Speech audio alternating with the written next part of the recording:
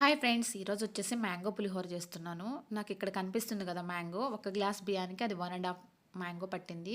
తర్వాతొచ్చేసి తాలింపు గింజలు అన్నీ తీసుకున్నాను. కొంచెం తాలింపు గింజలు పప్పులో ఎక్కువ వేసుకోండి.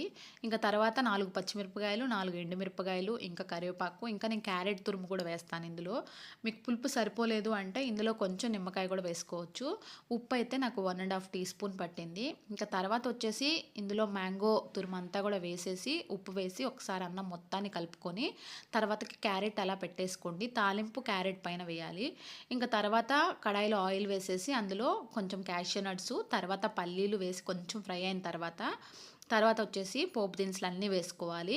పచ్చిశనగపప్పు, మినపప్పు, జీలకర్ర, ఆవాలు, ఇంకా పచ్చిమిర్చి, ఎండుమిర్చి అన్నీ కలిపి వేసి, కరివేపాకు కూడా వేసి కొంచెం ఫ్రై అయిన తర్వాత ఇక అన్నంలో వేసి కలుపుకోవాలి. తర్వాత వచ్చేసి ఇంగువ ఉంటే ఇంగువ కూడా వేసేసుకోండి. ఇంకా ఫైనల్‌గా నాకైతే పులిహోర ఇలా రెడీ అయింది. వీడియో గనుక నచ్చితే లైక్ చేయండి, షేర్ చేయండి,